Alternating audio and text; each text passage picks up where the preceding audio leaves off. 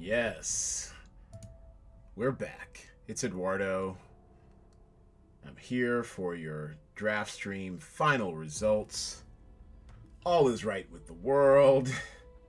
I am atop the standings. Thank you, thank you. Hold your applause, please. But the Jackson family box out did not quite happen. She got close, y'all. Brown Baby, aka the Draft Mom, aka my mom. She got pretty damn close, but couldn't quite hold on to the second spot. First was never in jeopardy, of course, as this time looks like I was less than 10 points off the perfect call sheet, but quite a strong comeback by my mom. I'm just so proud. This is only her second top 5. Of course, the first one being, was it 3 weeks ago when she won first outright. So keep up the good work, Mom. Love to see it. Now, in the winning call sheet, I had a heaping helping of Julie and the Phantoms, a 7 stack, and the Social Dilemma headliner stack. I'm actually rewatching that. It's quite it's quite a show, quite a documentary. And then I Am Woman. The only differentiation between my call sheet and the perfect one was I Am Woman. I had I Am Woman, which was roughly 7 points less than the late charging Vandervalk. Did not see that coming, and partially what helped change the tide for Vandervalk is the fact that it's Google user score. What they did was they combined. Actually, I think I already addressed this, but the fact they combined the new show with the old show as a composite, because this is essentially a reboot. I mean, made it impossible to ignore, and it just kept climbing up as Google users got exposed to the new Vandervalk. So, well played, anyone who had Vandervalk on their call sheet. Did not see that one coming. But second place and number 1 in the money standings, winning $35 again this week. Gamble 24x7. And let me tell you, it looks like our guy is putting a serious run on the all-time DraftStream money list. I mean, it's a short list. We've only been at this for about 5 months, but Jaybird, who is atop those standings and player winnings. Let me see if I can drag it over here. So with this $35, it looks like, yes, wow, he is catching up. Yeah, so let's fill this out real quick. So it's going to be 35 to G24. Actually, I'm sorry, he wins the low ball as well, so $45 with Jaybird taking home 15. Oh, $60 separates them. Oh, you'd love to see it.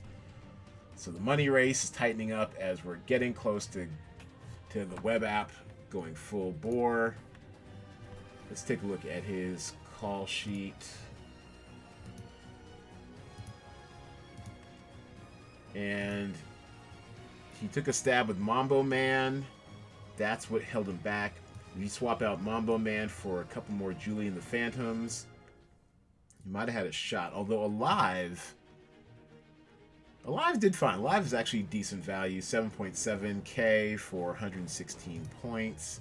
Anything over 9.7x value, as we remember, is considered exceeding value. And Mambo Man was fine, but unfortunately it did not get covered. And I can't believe it stayed there the entire weekend, but this 9.9 IMDb user score is going to stay a record throughout. It was only 35 people who had rated it 9.9, and then almost to prove a point, when I went to finish out the final scoring, there was a 36th person who also had it at that 9.9 rating. So Mambo Man, quite strangely, has set a record for IMDb user excellence. Also, and you can see how it played out too. 9.9 from IMDb, but only a 63 from Metacritic, and the rest were defaulter scores. Another odd thing, Julian the Phantoms. While it did well across the board, we also have a Google user score record here at 99. It did not budge. I'm not even sure what the sample size was of it because Google will not tell us, but it closed out the weekend at a scintillating 99. I mean, there's only one other score above from here for both of these, a 99 for a 100 and a 10.0. I wonder if we'll see that before we switch over. Actually, I wonder if we'll see that anytime, whether we are on the web app or in the alpha test. So kudos to that. So that's a great call sheet. The Brown Babies call sheet in third place. Once again, so proud. So proud. She did well, except the extra money she spent on the Social Dilemma could have been used to spend on more Julian the Phantoms. The Coastal Elites, I am surprised. It did a lot better than I thought it would. I actually did watch it Saturday on the third monitor while I was working, and it really is third monitor entertainment. Like, you really don't have to be watching it actively because it's just it's 5 vignettes, 5 monologues from, well, actually from those in the talent pool.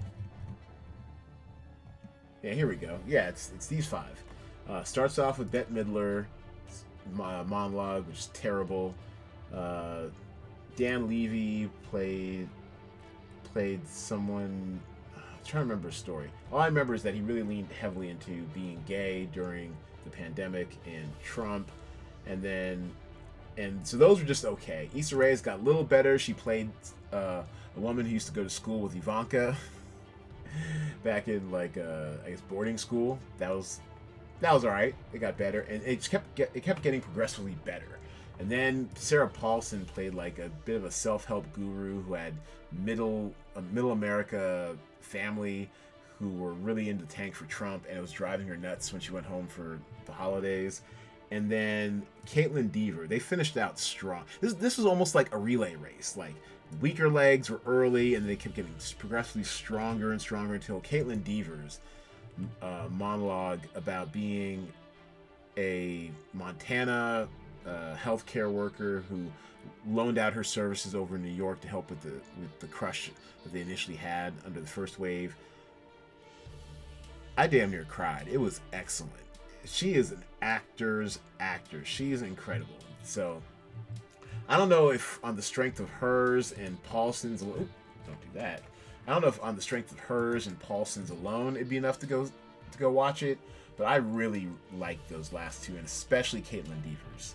So I can see the rating now makes sense. Like, my previous conceived notions, and this goes to show you guys, this is why in playing the game, and if you are a lover of entertainment, it does pay to check some stuff out sometimes. You know, I had my preconceptions going into this. I thought we'd all be exhausted from both having the pandemic and the election season bundled into one piece of entertainment, but I kind of liked it. I gave it a 6. I think a 2.5 out of 5 on my on the Cinema Draft Letterboxd. Yeah, so on the strength of those last two alone, if you can kind of figure out where those start, it's worth checking out. But there's no real connective tissue between all 5 vignettes except for the fact that everyone's on lockdown of some sort and talking directly into the camera. It's a real kind of performance piece. All right, so that's way too much time spent on Coastal Elites. But like I said, I can see why audiences liked it better than critics who were just tired. And then, of course, Cuties. The oh-so-controversial Cuties. This is actually the title that cost me snagging the perfect... not the perfect lowball, but this is what cost me winning the lowball call sheet this week. Because it just kept getting incrementally better. It went from 4% to 5% on Google. Went from 2.1 to 2.2%. Once I saw that, it was a wrap for me.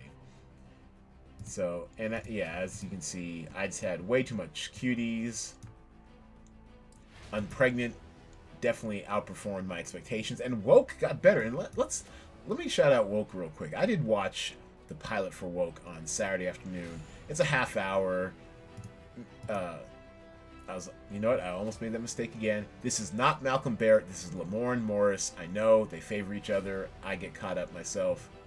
Lamorne Morris plays a cartoonist who gets his bell rung in a mistaken case of racial profiling by the police, and after that, inanimate objects start talking to him. He starts seeing them everywhere, and he goes from being this, well, he's not exactly all lives matter, but he feels like blackness doesn't really affect him too much, even in his work. And now all of a sudden he's woke to the fact that yes, race pervades nearly everything in American life, and it just kind of turns his whole life around. So it was a very competent pilot. I laughed several times. I'm definitely gonna check it out, and it's only 8 episodes, 8 half-hour episodes. Yeah, I'm gonna crush that. I'll probably finish that this week. And I am curious about I'm Pregnant. It's got a lot of people I like in it, so I'll have to check that out. But to the real lowball winner, G24, the homie. He did it, even though the Duchess almost foiled his plans. It was having one less actor exposure to QB, and putting all that capital on the Duchess, which, 81.1 is not bad, but in a week where we definitely needed salary, otherwise we could have just, ran a full stack of the cuties. Almost. In a week we needed salary. Woke and the Duchess. Well, the Duchess actually looks like it met value, whereas Woke definitely underperformed. Definitely underperformed. 81.05 divided by 14.8. It's like it's not even 5.5x value. So yeah. And what else do we want to take a look at real quick? Oh, and Jaybird, who came in 4th for the second money-winning spot for $15. So we have an 811 construction here. A lot of headliners. 1 co-star, 1 day player. He was on to Vandervalk. Well played, sir. He was on to Vandervalk. That charged in late for him. Not enough Social Dilemma. Our cartoon president. You wanted more from that, and not nearly enough Julie and the Phantoms. He kind of played point guard this week. Spread the ball around. 1, 2, 3, 4, 5 different titles for 10 slots. Family, and a lot of this was baked in. This family business was baked in. Didn't really move throughout the weekend. Julie and the Phantoms. Our cartoon president might have been a salary play. But I do like the exposure to Vandervalk, seeing how he knew something we didn't. Seeing around corners, that's what Jaybird does. But I honestly did not expect that to do as well as it did. So I guess let's put, let's take a look at Ring Balls. Ring Balls call sheet with the audacious strategy, leaving $14,000 on the table. For those new to the game, you generally want to leave about $5,000 or less. Maximize your salary, but I like the out-of-the-box strategy. Sometimes the way you can win a week is by differentiation. If you see everyone lining up to get, X titles, then you get Y titles. And if the Y titles perform just marginally better than X titles, you'll vault past all those other people who are stuck with X title while Y title performs. And in this case, he had plenty of Julie in the so he had the right idea. So much Julie. Great Julie. But then he went with Mambo Man for a 3-pack. And honestly, that 9.9, I'm sure you saw the 9.9 when you were filling out your call sheet. That looked attractive. That seemed to be like a harbinger of things to come. Did not quite happen. So I understand the strategy. I respect it. I admire leaving all that cash on the table. Well played, sir. Let's see what you got for us this week. All right, speaking of this week, let's shift. Let's move. 20 new hot ones for you. You've got FXX. Don't think we've seen that in here in a while. Archer, Season 11. Keep getting them checks. What else do we have? The return of Pen 15. Oh, I love Pen 15. The comedic story of middle school seen through the eyes of two 7th grade girls dealing with the awkwardness of being a teenager. Sounds like not much on the face of it, but now you have these early 30-somethings playing their teenage selves, totally straight, acting against other child actors.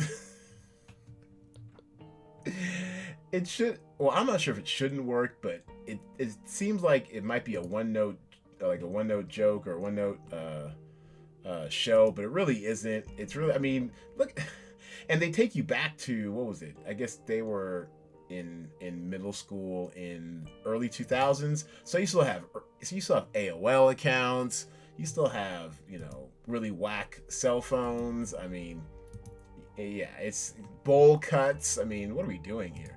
So yeah, but they're such talented actors that they're able to kind of channel all that. Like, you really believe that they're that age. They're really good at that job. So yeah, it's the awkwardness of 7th grade parties. I mean, come on. It's so cool. It's the braces, the brace faces, the fashion, the early aughts fashion. Oh, I can't take it. Let me get out of here. But Pen 15's back. You love it. You love to see it. How do I get out of here? Okay. You know what? Screw it. Let's move on. Ratchet.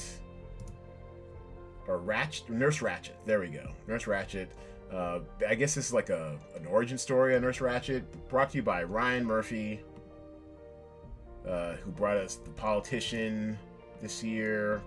He's the one who has, like, I think, like the $350 million overall Netflix deal. Glee, that's in his American Horror Story, all that stuff. Oh, that's right, he wrote Eat, Pray, Love. Feud, Betty and John. So he knows how to entertain us. He really does. And God, and he just 911. That's right, that's him. 911 Lone Star, I guess. I mean, yeah. When it comes to writing and producing, he is on his stuff. Yeah. Halston, I guess, is still filming. Good for them. Boys in the Band is coming in a month or two. So yeah, so Netflix is getting their money's worth out of Ryan Murphy. So Ratchet, it says drama. I think it might veer towards horror. I might check it out. I might give it an episode. It's based off Nurse Ratchet from The Shining, right? I haven't seen The Shining because I'm a little wuss. I don't watch horror like that. But I might give it an hour because too many talented people are involved. We Are Who We Are, HBO miniseries from Luca. I always get his name wrong. Luca Guadagnino. Luca Guadagnino. There we go. Italian visionary who gave us Call You By Your Name. Call Me By My Name. So this is gonna be very moody, very angsty. Kid Cudi's in there. Chloe Sevigny. I think filmed in Europe, so a lot of great European landscapes. So I think it's gonna do well. So let's take a look at the talent pool itself. Actually, let's go back down to that. We Are Who We Are. Not a lot of information out on it ahead of time, but I did see another 9.9. It's all the rage these days. Kids, everyone's giving this thing 9. Everyone's giving everyone's favorite titles 9.9. So based off that one metric alone, and the fact it's got Luca, and it's on HBO. HBO stands for quality. Well, here we are, 15,000. One of the more expensive salaries on the slate. Our most expensive, though, goes to Archer, 18,800, because this is the very definition of baked in. You're starting with 110 points and just hoping it improves from there. So because of the predictability, the reliability, we're starting off 18,800. H. John Benjamin, Judy Greer. We love Judy Greer. 18,700. down to 17,000 for your lowest day player.